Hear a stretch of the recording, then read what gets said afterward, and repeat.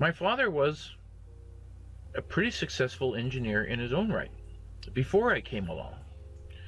He was designing deck cranes for the U.S. Navy and helicopter landing pads.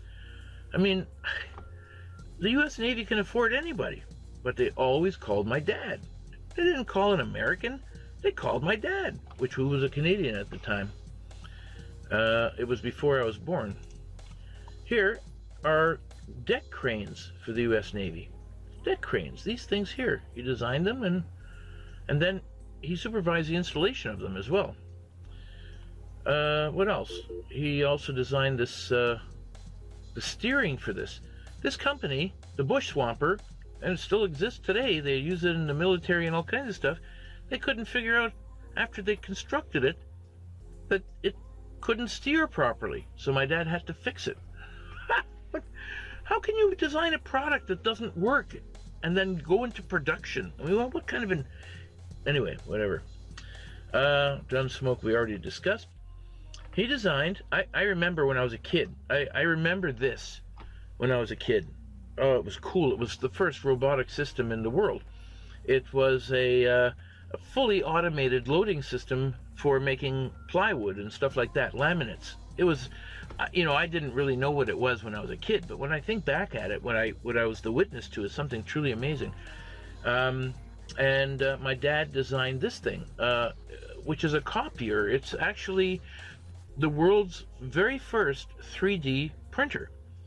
Now, I'm talking about printing in steel.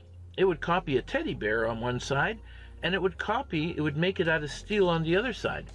This was when I was a kid. This was, I don't know, this is like 50 years ago. It's unbelievable. 55 years ago.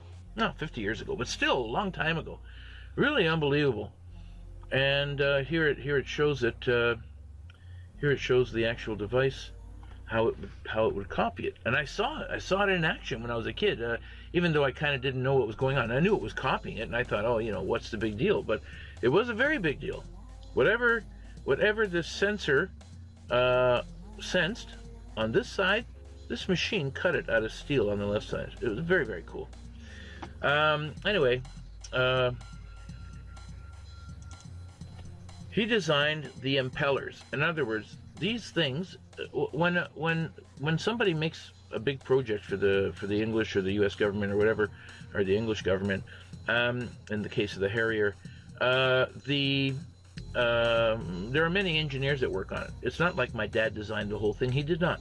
He only did the impellers. But the reason he was hired to do this is so that when you fire bullets into the engine, it doesn't affect the performance of the engine. And these things don't... I don't know what alloy it's made out of. I have one impeller, or I used to have one. I don't know what I did with it. I didn't, it's a memory of, of what my dad created, all kinds of stuff. I have it somewhere. It's around here somewhere. But anyway, if we go down here, he also designed the propellers, just the propellers on the Osprey. This is a vertical takeoff aircraft that turns into an airplane afterwards. Now, this is showing another one, a transport one as well. Then they couldn't figure out the steering for the cruise missile. God knows why. How could they screw that up? Anyway, my dad designed the steering for it so it would hug the hills when it's going over the hills. And that is this gizmo here, made for the U.S. Air Force. And then I came along, I came along before then. No, I came along after then. And then my dad started fiddling around with a towing mechanism that you could pull behind a pickup truck.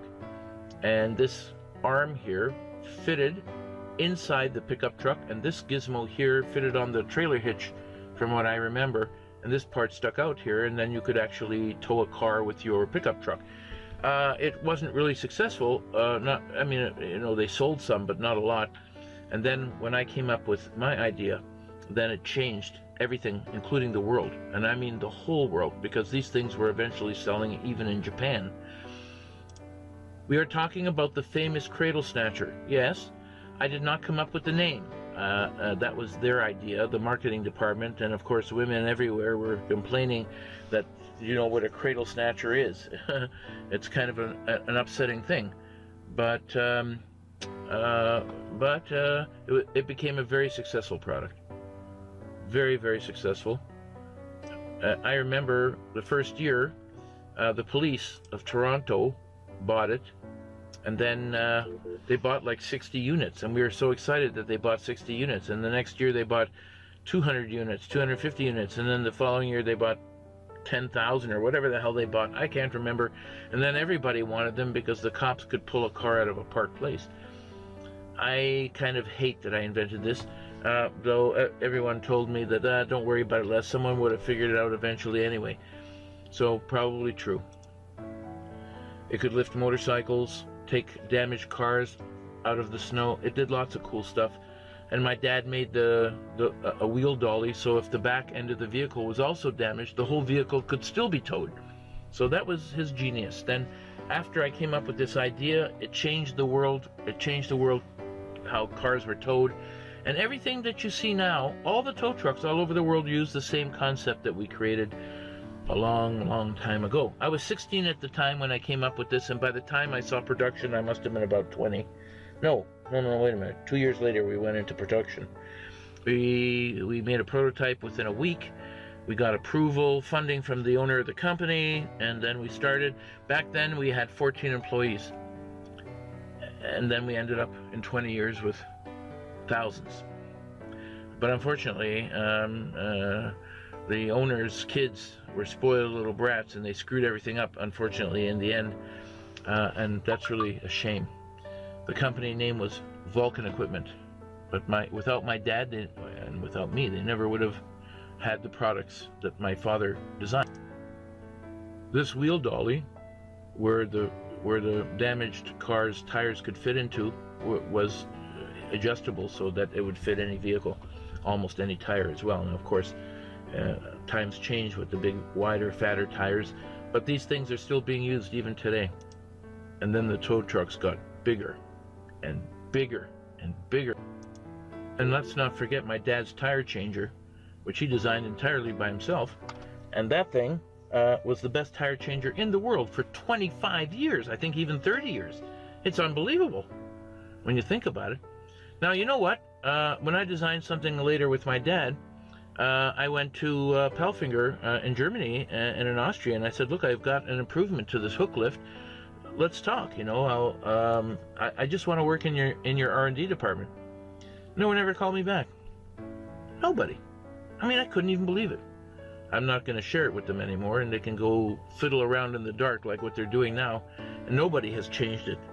They haven't changed it in 30 years. Like, what's wrong with you guys here in Europe? Wow.